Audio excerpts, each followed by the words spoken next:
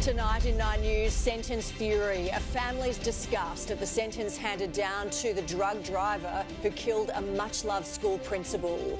It's official, COVID vaccines can be given to children aged 5 to 11. Peak hour bedlam on the Monash, 2 people killed in separate crashes within minutes. A man accused of setting a teenager on fire during a terrifying road rage attack. Supply chain challenges put our favourite brewers to the test. And Travis Head makes his mark for Australia, but England finally show some fight in the Ashes. This is Melbourne's 9 News with Alicia Loxley.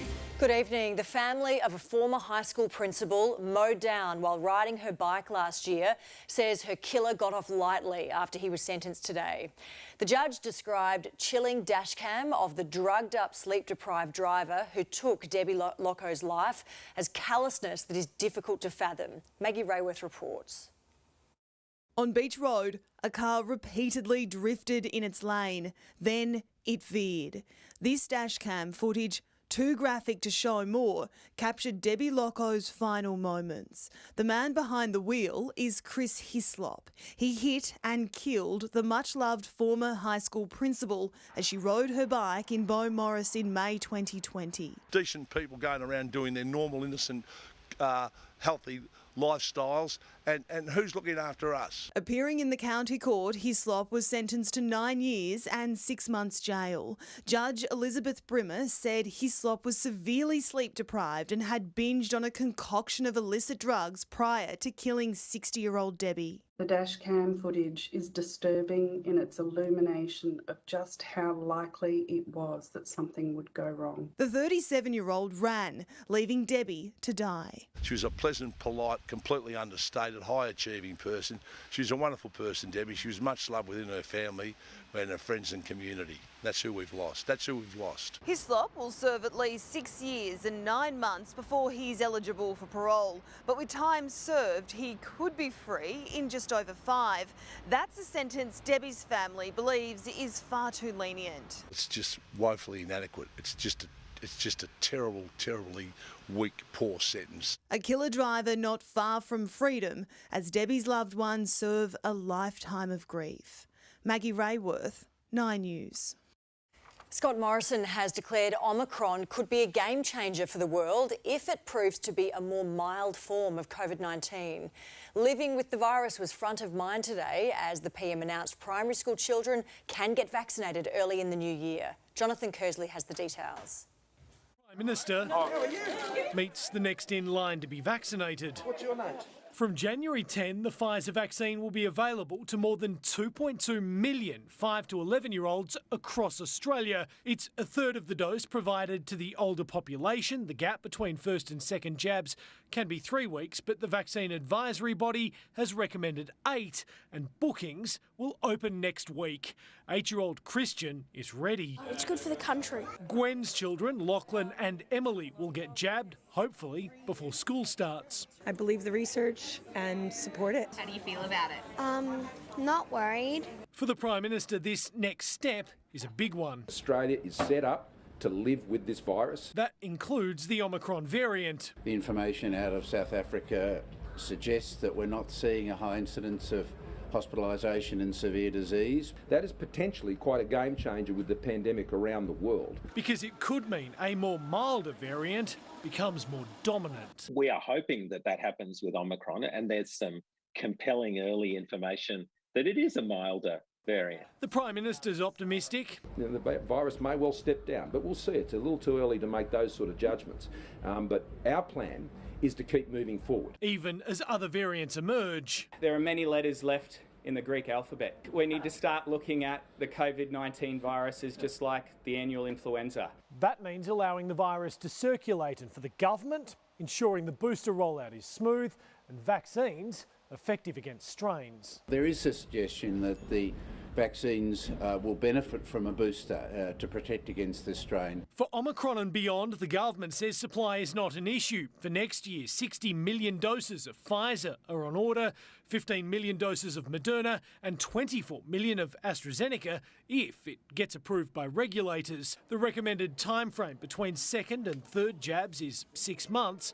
Some experts say there's no urgent need to change that. Wait till when your 6 months comes up, which will give you a good position to have better protection for the next winter, which is our next biggest risk period. Jonathan Kersley, 9 News. The Premier has made his first pandemic declaration under the government's new legislation. Stephanie Anderson joins me now live from Treasury Place. Steph, when does it kick in? December 15, Alicia, and at this stage it will run through until January 12 next year, replacing the state of emergency orders that Victoria has been operating under for many months. It allows the government to continue implementing COVID restrictions like vaccine mandates and also masks in certain settings. It comes as another 2 Omicron cases were confirmed in the state today. That brings our tally to 3, though both of those new infections were on board a flight from Dubai on November 30, and a third passenger is now also a suspected case. A number of other suspected cases, though, have since been cleared of the Omicron variant. Instead, they were found to have Delta, as case numbers across the country were today a bit of a mixed bag. You'd hope these travellers packed their patience, because long queues and COVID tests are now the reality upon arrival into Adelaide. It's pretty daunting. It's almost like, is it worth coming here? Anyone coming from the ACT, New South Wales and Victoria has to have been tested 72 hours before heading to South Australia, then test again on arrival and quarantine until negative, followed by another swab on day 6. That's a lot. They're extra safeguards for a state fearing a pre-Christmas case jump. Today, Queensland recorded 9 new infections. Now, this is what we're planning for. We said there'd be cases, and this is what we are seeing. But it's still 3 days shy of that border being reopened. The issue now is not case numbers. The issue is now the impact on our hospital system and the public health system. Today the numbers were of note in New South Wales, though. 516 new cases in 24 hours, an increase of almost 100 on yesterday and the highest since October 8. In Victoria, another 1,206 were added to the tally, and despite more Omicron confirmations, a repeated call for calm. And it is likely to spread, but we don't need to panic. And a relaxed approach is also being employed at Tennis Australia, with Craig Tiley admitting he's still not sure if Novak Djokovic will be applying for a medical exemption to be allowed to play at Melbourne Park. It'd be up to the federal government to approve or deny, but if the world number 1 does put in the paperwork, confirmation he won't be the only player at the Open to do so. There are people that have legitimate medical conditions that legitimately cannot receive any vaccine. I don't know when Novak fits into that category, but that's again up to the medical experts to make that determination. Stephanie Anderson, 9 News. A teenager has been set alight in a terrifying act of road rage on an Epping street. A man accused of dousing the driver in fuel and throwing a lit rag at him is tonight facing charges. Elizabeth Moss with the story. Open up. Boys! A morning wake-up call. Hussein Kishi cuffed and questioned, suspected of setting alight a teenager. With his head bowed, the 35-year-old was steered into the back of a police wagon. Did you set fire to that man? It's alleged Kishi was riding a motorbike when it nearly collided with a car at this intersection, just 200 metres from his home, around 8 p.m. He's accused of following the teenage driver before throwing fuel on him, lighting a rag and throwing that, setting the 19-year-old on fire. He's not the type, but I don't know. Police raided the Kishi family home, removing this jerry can and searching for the motorbike. You know where the blue bike is? He has a bike, but I'm not sure if it's the same bike. Kishi is facing 15 charges, including recklessly causing serious injury, conduct endangering life, assault with a weapon and drugs charges. Quick-thinking neighbours used buckets of water to douse the flames. The teenager's now recovering in hospital with burns to his upper body. Elizabeth Moss, 9 News. This year's lockdowns have cost Victoria at least $7 billion. The Treasurer is banking on booming property prices to claw some of that back, but can't say when the state will start paying down its record-breaking debt. State political reporter Mark Santomartino. Months in lockdowns 5 and 6 have blown a massive hole in Victoria's bottom line. $7 billion, it may be more. Tim Pallas has revealed the state's deficit is exploding to nearly $20 billion this financial year, in an update to a budget that didn't count on Delta. This event has been not only traumatic but economically debilitating. Victoria's debt will climb to a record $162 billion in 2025. And despite being unable to say when Treasury will start paying that down... If you look at our projections in terms of economic growth, that's not a positive sign. It's a stellar bounce back. How can you get this debt under control while your population is falling, while your birth rate is down and while people are fleeing the state? For the short term, the answer is property. Sold! Booming prices are helping the state rake in millions more in land tax than expected and almost $1 billion in stamp duty. It doesn't matter where they hit, the taxes go up and every Victorian pays. Because businesses have suffered, the new mental health levy won't collect as much as first thought. But the Treasurer says that won't slow their spend, with next year's election fast approaching. The era of wholesale and widespread business support is at an end. The billions spent combating COVID paled in comparison to what Victoria spent keeping businesses afloat. No details were offered on the rising cost of major projects. This is a catastrophic position for Victoria. It's very serious and it's entirely of the state government's making. Mark Santomartino, 9 News. 2 people have died in separate incidents on the Monash Freeway. As Mimi Becker reports, outbound lanes were closed for close to 4 hours, with traffic banked up to the Westgate Bridge. In the middle of the Monash Freeway, a 59-year-old Cheltenham woman hit and killed by a truck. It's probably someone's daughter or wife or mother. Very tragic. So close to Christmas. Police are investigating the moments leading to the incident. Officers told her white Mercedes pulled over in the emergency lane before she got out and was struck at 8:10 this morning. Other drivers stopped to help, visibly upset by what they had witnessed. Distressed motorists calling in to 3AW. Sort of said a few things here and there, but yeah, I didn't like the look of that. Yeah. And thank God there's no kids in the car, that's all I can say. All 4 outbound lanes of the Monash closed, traffic banking up 20 kilometres through the Burnley Tunnel all the way to the Westgate Bridge. It's just been a bloody awful morning on the roads, to have to deal with what we've dealt with on the Monash Freeway. Just 20 minutes earlier on the Monash in Doveton, a second tragedy, a 25-year-old motorbike rider slamming into a pole. The man from Berwick died at the scene. The traffic was back flowing freely from midday. Today's 2 accidents, a timely reminder for everyone to stay safe on our roads. Any witnesses are being asked to contact Crime Stoppers. Mimi Becker, 9 News. Wild weather in Queensland has claimed another life after a woman was swept into floodwaters in Brisbane. Her car was washed away after leaving a Hungry Jack's drive-through. A 52-year-old man in the vehicle was rescued, but she couldn't be saved. Meanwhile, in New South Wales, another life was lost in the Snowy Mountains while storms forced these children to flee a childcare centre in Sydney. A fleet of Defence Force helicopters made in Europe will be ditched a decade earlier than expected over safety and reliability concerns. The decision to replace Taipans with American Black Hawks and Seahawks comes 3 months after Canberra tore up a submarine contract. Ellie Walsh has more. They're not just a workhorse. They were meant to spearhead our fighting force. Instead, plagued by problems, the Taipan helicopters have been ditched a decade early. The Taipans weren't meeting their marks.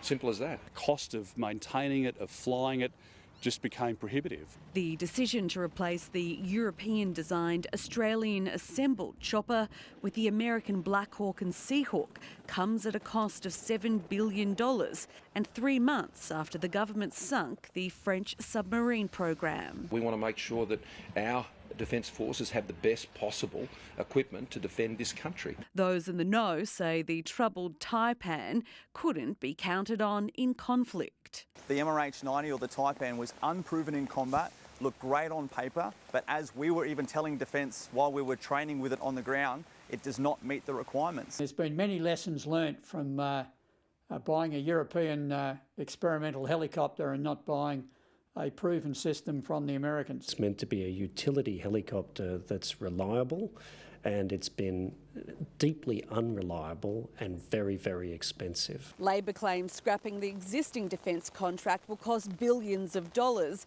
but the government argues it will in fact save money because the Taipan choppers were expensive to run. We will see a savings of about $2.5 billion. Early Walsh, 9 News. Homegrown Princess of Pop Kylie Minogue has been inducted into Music Victoria's Hall of Fame. The awards took place last night, with Kylie accepting her induction via video message. Obviously this is extra special to me, as this is my hometown, the place where my musical journey began, back in, dial it back to 1987, when Mushroom Records released my first single, The Locomotion. Earlier this year, the singer confirmed she would be returning home to Melbourne after being based in London for 30 years. Great news for us. All right, now with a look ahead to sport, here is Corey Norris. Thank you, Alicia. Good evening. Tonight, England puts up a much-needed fight at the Gabba. And with a sore Warner in the stands, it's the tourist skipper showing the way. Shot, lovely lunge into the stroke from Joe Root. Also, the race has been won for the 5th test. We're live with the details. Bad boy Toby handed a giant responsibility. An Olympic track star gets the Saints up and running, and the Aussie hat-trick on ice. That's all coming up later in sport, Alicia. All right, look forward to it, Corey. We'll see you soon. Up next in Melbourne's 9 News, kids are finally back in schools, and now police are too, with a new program to help prevent crime. Jussie Smollett found guilty of orchestrating a fake hate crime. And Bob, the missing cat, returned to his owners.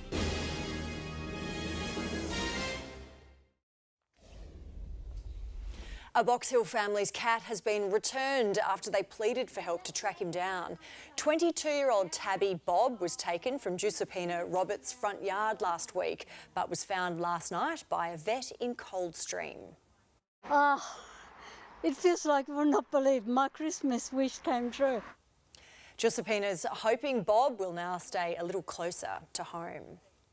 Empire actor Jussie Smollett, who falsely claimed he was a victim of a hate crime, has been found guilty of lying to police. As Alison Petrowski reports, a Chicago jury took 9 hours to decide his elaborate story was false. He spent almost 3 years playing an innocent victim, but Jussie Smollett's act unravelled this week in a Chicago courtroom, the jury finding the Empire actor guilty of 5 counts out of 6 counts of disorderly conduct for staging a hate crime and lying to police. You guys got this one right. In January 2019, Smollett made headlines after claiming he was the victim of a racist and homophobic attack. Smollett, who is black and gay, claimed he was attacked by 2 men, yelling slurs and tying a noose around his neck. And I started screaming, and I said, "There's a rope around my neck." But once in the spotlight, glaring inconsistencies in his story became apparent. Within weeks, 2 brothers, Olabinyo and Abimbola Osandaro, were arrested and confessed that Smollett had paid them more than $4,500 to stage the attack. Despite their admission, Smollett maintained he was not guilty and that the money paid to Abimbola was for personal training, taking to the stand this week to testify that it was not a hoax. Defendants do not have the right to go in front of a jury and lie under oath. Smollett's case has angered many in the community, not just for wasting resources, hours of time and money spent in the police investigation, but also for making it more difficult for victims of hate crimes to be believed. Smollett now faces a maximum of 3 years behind bars, his lawyer set to appeal. I've never seen a case like this where a person got jail time, and he shouldn't because he's innocent. In the United States, Alison Petrowski, 9 News. Fulfilling one of his campaign promises, Joe Biden has gathered 80 world leaders to participate in a virtual democracy summit. Admitting that his own nation is in democratic decline, the president's guest list has been accused of undermining his message, with Iraq and Pakistan both invited. Prime Minister Scott Morrison is expected to share a video message during the 2-day event. Amid fallout from last year's Downing Street party and public anger for reinstating restrictions, Boris Johnson has some happy news. He and his wife, Carrie, have welcomed a baby girl, their second child since taking office. The Prime Minister is now a father of 7. He says he will spend some time with his family but won't be taking paternity leave. Police are officially back in schools with a new program aimed at building mutual respect and preventing crime. As Neri Tai discovered, specialised officers will help students and teachers tackle issues such as cyberbullying, sexting and family violence. It's a lesson of a different kind. It's hard in these bloody boots, I tell you. Where police are taught a thing or two about sport. What have their footy and basketball skills been like? Not as good as ours, I'd like to say, but there's room for improvement. The men and women in blue are officially back in schools. G'day everyone. And it's all about building mutual respect. I look a bit different, I've got tattoos all over me, and I think that kind of breaks it down and makes me a bit more of a real person. Trusted faces students can turn to. We show them that we're just ordinary people. A lecture squad was formed in the 70s, with officers regularly visiting classrooms until the 2000s, even hosting blue light discos. But that program was scrapped in 2005. Now the chief wants to get back to basics. We're really going to hopefully enhance public trust, the trust amongst the youth between us, but also prevent crime. They're connecting with the students, and that's so important for their first interaction to be positive. Specialist police officers will help schools navigate the challenging issues children face. Bullying is a thing that does happen sometimes at school. The program isn't compulsory but will be offered to all primary and secondary schools from next year. It'll be up to principals to contact their local police station when they need help. This is not about gathering intelligence on kids. It's about us being asked into a school, we've got this issue, can you help us? And we say, absolutely. Neri Tai, 9 News. The National Gallery of Victoria has launched its Friday night summer series and Madeline Slattery joins us from there now. Maddie, it sounds like a great way to end the week. Oh, it absolutely is, Alicia. A perfect Friday night out. It's got the 4 things that Melbourne is famous for: live music, great food, fabulous bars and wonderful art. And this year it throws in another Melbourne favourite, and that is fashion. And it's iconic fashion, Chanel. This is the first exhibition in Australia devoted entirely to the career of Gabrielle Chanel. It starts her career from 1916 to 1971, and of course, amongst the more than 100 garments includes the little black dress and tweed suit that she will always be famous for. There's also jewellery and handbags, of course, and one of the very first bottles of Chanel No. 5. So what a fun way to spend a Friday night, taking in the fashion, then grabbing dinner with some great live music as well. All we need is some warmer weather, and I've got that for you in the forecast later on, Alicia. If you could organise that, Maddie, that would be great. We'll see you very soon. Well, she's been touted as Scott Morrison's star recruit for the next election, and Gladys Berejiklian has made her decision. The details for you next. Plus, rapper Travis Scott breaks his silence on the deadly concert crush. And an Aussie rock legend helps our live music industry emerge from lockdown.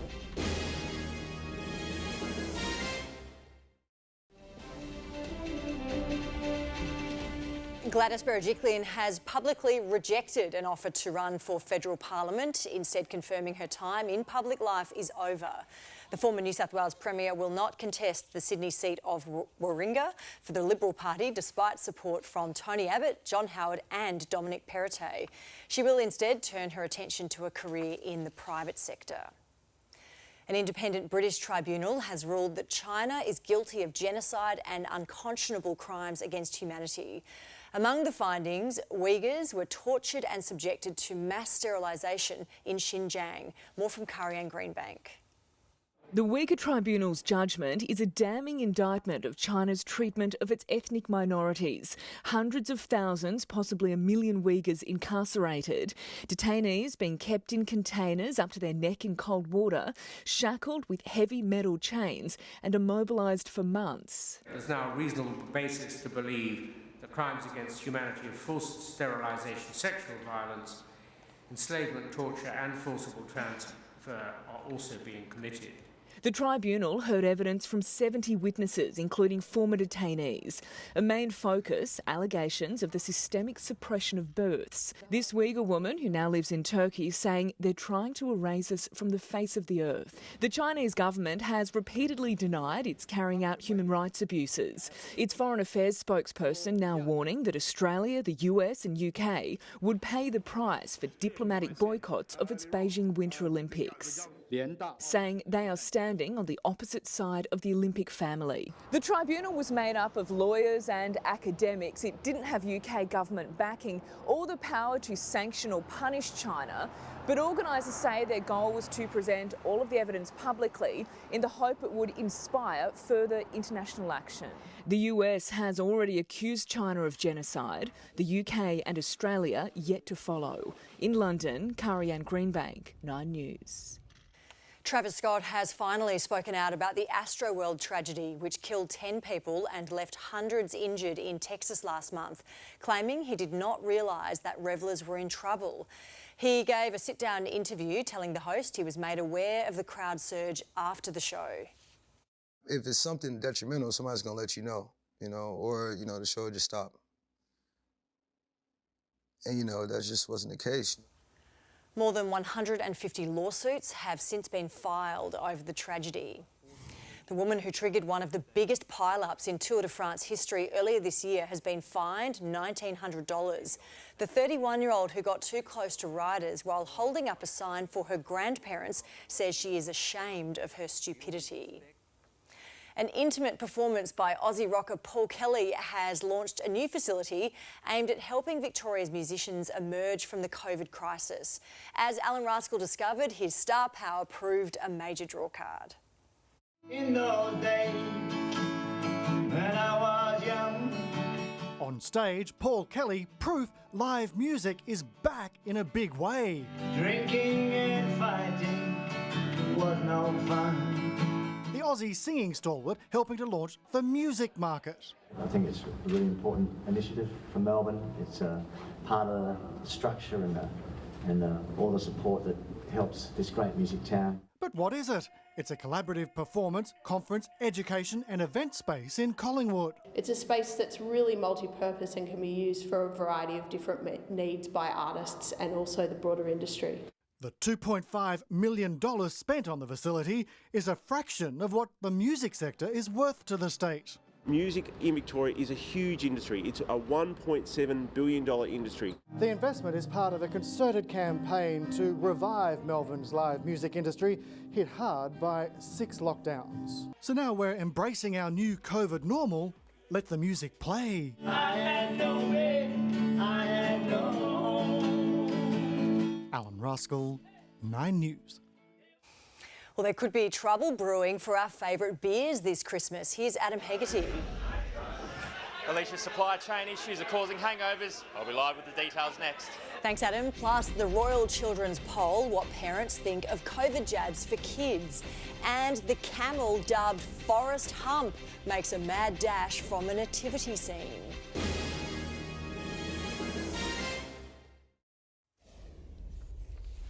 With Christmas fast approaching, it might be hard to buy your favourite beers with nationwide supply chain issues. Adam Hegarty joins us live from Geelong. Adam, which brands will be affected? Well, Alicia, the main one is extraordinarily apt. It's Corona. Global supply chain issues mean that whether you're at a pub like Murphy's here in Geelong or your local BWS bottler, cartons of Corona or Corona bottles, they're going to be hard to come by, or at the very least, you're going to be paying top dollar. Meanwhile, today, though, another issue's emerged, and it's a global timber shortage, if you can believe that. What do distributors distribute beer on? It's timber pallets. So with that shortage, some are looking to prioritise the favourite packaged beers among Australians over more niche brands. So for customers, Alicia, that will mean simply this. If you're after, say, VB, Carlton Draft, Pure Blonde or similar, you're going to be absolutely fine. They say you won't notice a thing, but if you are looking for something very niche, well, you might struggle.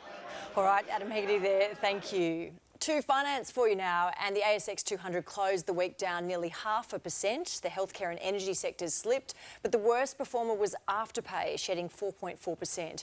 And our dollar is buying 71 US cents and 54 pence. A poll of parents of children aged 5 to 11 has found many would consider getting them immunised against COVID if they were paid to take time off work.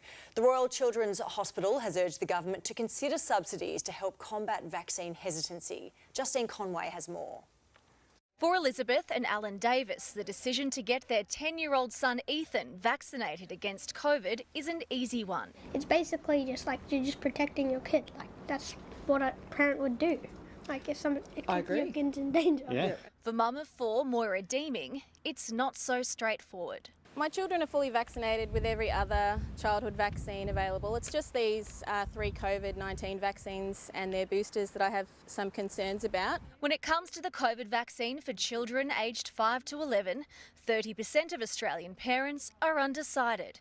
That's according to a Royal Children's Hospital National Child Health Poll. Parents are entitled to make well-informed decisions for their children. Children, by and large, have very mild COVID-19. So there may be some parents that are taking the view that they want to still wait and see. 1,259 parents of children aged 5 to 11 were polled in July.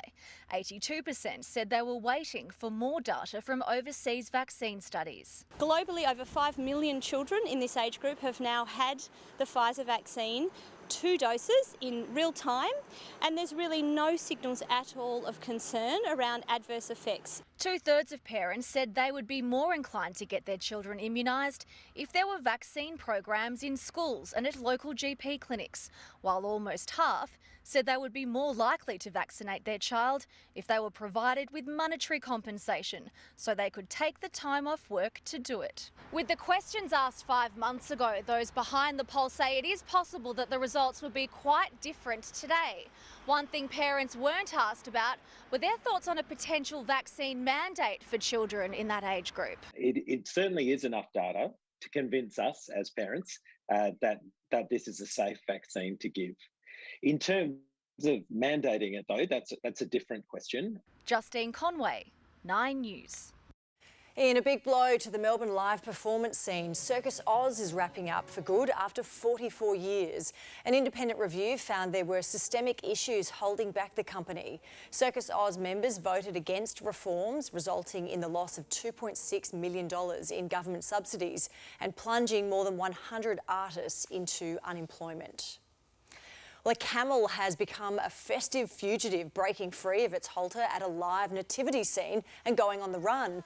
Dubbed Forest Hump, the camel took a full tour of the Kansas town of Bonner Springs, galloping past the local shops and checking out its golf course. It took most of the day, but police finally tracked Forest down and returned it home. All right, now returning with sport, here is Corey Norris. Thank you, Alicia. Up next, it's Pie Night at Collingwood, and there's good reason to celebrate. Alicia Muelling.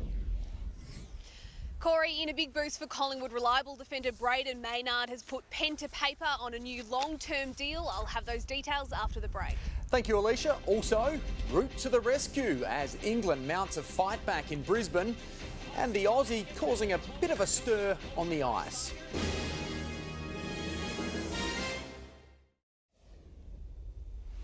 England skipper Joe Root has led an impressive fight back on day 3 of the first test, with the tourists 2 for 220 at stumps, trailing by only 58 runs. After dismissing Australia for 425, Root teamed up with Dawid Malan to wrestle back control. Braden Ingram has the highlights. Having felt the pinch yesterday, a sore Ben Stokes was cleared to bowl. It did little to stem the bleeding. Oh, Travis Head takes him on down the ground and gets it all the way. With Mitch Stark a handy support act, the onslaught kept on coming. Whipped away. Will it find the fielder? No, it goes over him for 6. The tourists on their knees. Arch rivals in perfect harmony, at least in the stands. All the while, Head piled on the pain. He hammers it out to the boundary for 4. And that will take him past 150. Australia's lead soaring to 278 runs by the time his charge came to an end. Now with ball in hand, they brought the wicket to life. Oh, vicious bounce. Staring down a pair, Rory Burns' worst fears were realised, only to be saved upon review. It cost the Aussies just 13 runs. Edged, is it taken by Carey? An outstanding delivery. Nursing bruised ribs, David Warner remained in the dressing room as Stark was taken to task by Hamid for some loose bowling. He had the perfect response. And it's through. There's a fine tickle on it. Yes! Test wicket 400 continued to elude Nathan Lyon, with England settling into a rhythm. Shot. Lovely lunge into the stroke from Joe Root. The skipper leading from the front, notching his half-century, and Darwood Milan soon followed suit, sapping the life out of the hosts. Oh, that's punished. The pair surviving a nervous period before stumps, with the fight back now on in earnest. And after much negotiation, Hobart has won the race to host the 5th and deciding test next month, with an official announcement expected over the weekend. The MCG missing out on the chance of hosting a second test match despite its capacity. Bellerive Oval can only host 20,000 fans, but Cricket Australia decided the deciding test should be played at a fresh venue. It's certainly a win for Tasmania, though, Corey. This is the first ever time they will host an Ashes test match. Yeah, great stuff. Thank you, Braden. Well, star West Indian Andre Russell will make his return to the Big Bash tonight, with the Stars hosting the Thunder at the MCG. Russell, who last played in the BBL in 2017, will face the strictest of COVID conditions. Now, despite spending 72 hours quarantining in Sydney, he'll have to use different change rooms to his teammates. He must remain at least 2 metres from his teammates and opposition players, and cannot high-five after wickets or glove punch his partner while batting. Now, once the match is over, he'll have to complete 7 days of isolation in the team hotel before rejoining the Stars for his 5-game stint. Well, newly installed GWS co-captain Toby Green says he's got a lot to learn following his hefty suspension for making contact with an umpire. Despite his long list of indiscretions, Green will join Josh Kelly and Stephen Coniglio in leading the club. Alicia Mewling reports. In his 10 years at the Giants, Toby Green has been charged more than 20 times by the match review officer. But today, GWS looked past his on-field discipline issues in a big way. Something I've grown into and worked towards. So it's a huge honour. Green and Josh Kelly will join Stephen Coniglio as co-captains, marking the club's return to a 3-year skipper model. But Green himself won't return to the field until at least round 6, after being suspended for making contact with umpire Matt Stevic. Obviously, I've got a bit to work on, and I'm well aware of that, and so is everyone else. Despite queries over Coniglio's future, the Giants are also backing the 27-year-old, describing its captaincy process as exhausting. The Saints, meanwhile, were exhausted this morning, put through some brutal running drills by Olympian and superfan Stuart McSween. Even when I'm overseas, I'm getting up early mornings, catching every game. I didn't miss a game last year. We had about 100 metres, a 150 metre head start, so Suri almost caught him, but it was good to see Hilly have a crack. Among those who impressed, veteran Dan Hanbury, the 30-year-old desperately trying to build on his 15 games for the Saints since crossing from Sydney in 2018. When we were moving pretty quick and he was talking to me, that shows that he's in good shape. And as the Bulldogs ease back into pre-season, they're hoping for some more high-flying action from new recruit Tim O'Brien as he settles into life at the kennel. One of the most exciting things about the move, and really looking forward to hopefully being able to help go that next step. And Corey, lots of action here at Collingwood tonight with both the men's and the women's program training together for the first time this year, and there is reason to celebrate at Collingwood tonight because defender Braden Maynard has turned his back on free agency and recommitted to Collingwood. He signed a new 3-year deal, so will be at the club until the end of 2025. So Corey, a huge signature for new coach Craig McRae on the eve of his first season at the helm. Corey? Yeah, a big signing. Thank you, Alicia. Well, Melbourne Storm star Ryan Pappenhausen says recent criticism of the club's culture will be a motivating force in 2022. Storm staff and players today celebrated a partnership extension, but it's on-field where they'll be hoping to right the wrongs of a turbulent off-season. When the culture's in question, probably just strips everything back and makes you realise we got a big turnover in terms of players this year, and it's just a good reminder that you're not bigger than anyone in society, and we've really prided ourselves on being good people at the club. Storm will kick off their season against the Tigers on March 12. And Melbourne United has ramped up preparations for Sunday's fiery throwdown against crosstown rivals South East Melbourne Phoenix. United will unfurl its championship banner in front of a packed John Cain Arena. To come out of COVID and have the opportunity to pack the place out and rejuvenate basketball in the state, for everyone to get excited about it, we just can't wait. Phoenix will be back in action tonight, hosting New Zealand for the second time in a week. And finally, an Australian ice hockey star has got tongues wagging in the US, with Nathan Walker scoring a stunning hat-trick for the St Louis Blues in the NHL. They score! Walker, his first game up, and the Aussie has given the Blues a 1-0 lead. Walker had only scored 3 goals in the past 25 games, but doubled his tally in the draw-dropping performance. His Blues defeating the Red Wings 6-2. What an amazing performance. Representing nicely, isn't he? All right, Corey, thank you so much for that. Well, there's a baby boom at Melbourne Zoo at the moment with the arrival of 7 big-belly seahorses. They're one of the largest seahorse species in the world and are native to coastal areas of southeastern Australia. Keepers say the tiny new additions are growing quickly. They eat so much food, they pretty much graze throughout the whole day, so they have a really quick growth rate. So now it's hard to tell the difference between the bubs and the parents. Their tank has recently been renovated to include a sponge garden for the expanding herd to explore. All right, it's time to check back in with Maddie now, who's at the NGV tonight, and the weather looks a little more promising this weekend, Maddie. That's right, Alicia. The first weekend of summer was a little disappointing, but the second one has a lot more going for it. It'll start out cloudy, but if we're patient, we'll be rewarded with plenty of sunshine. I'll have the full forecast for you next. 9 News presents 12 Days of Christmas. The local stories that will lift your spirits and fill your heart with pride. Everyday heroes giving back to the community. 12 Days of Christmas starts Monday on 9 News. Hello again from the National Gallery of Victoria. The Friday Night Summer Series launches tonight, and this summer promised to be the best yet.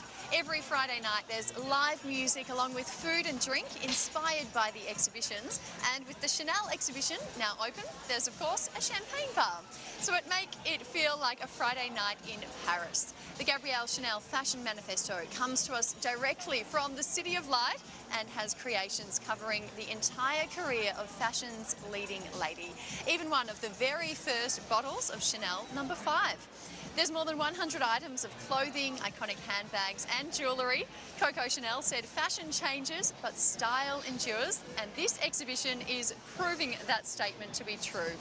The weather today hasn't been nearly as glamorous, and for most of the day was dressed in a rather drab shade of grey. But we are enjoying some well-timed evening sunshine. For the 4th day in a row, the city only made it to the teens, peaking at 17.9. It's been a little warmer across the suburbs. Moorabbin reached 21, Epping, Frankston and Ringwood got to 20, but just 16 at Ferny Creek and 18 at Geelong. After a very wet 24 hours, conditions eased through eastern parts of the state today, although flood watches will continue for Gippsland catchments. It's been cool right across the state with maximums generally 4 to 7 degrees below the December average. Most spots through the south only reach the teens, with northern districts warming up into the low to mid-20s. The low pressure system that delivered the heavy rain through eastern districts is now directing it across southeastern New South Wales. Storms are still affecting the Queensland coast, but they're further north of Brisbane, and it should stay dry for the rest of the first Ashes test. Tomorrow, the low will move out over the Tasman, so conditions through eastern parts of the country will ease further, but the system will send some fresh southeasterly winds along the Gippsland coast. So it'll be another cool day in that part of Victoria, with Mallacoota and Orbost only forecast to reach 17, but there'll be an improvement for the rest of the state, and parts of the Mallee will head back into the low 30s.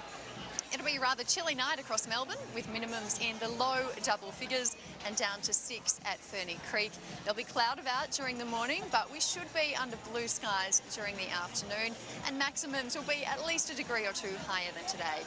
It should warm up to 23 at Frankston, Moorabbin and Werribee. The city will also take a jump. It's forecast to be 5 degrees warmer than today, also heading for 23. Even better on Sunday, mostly sunny and 25.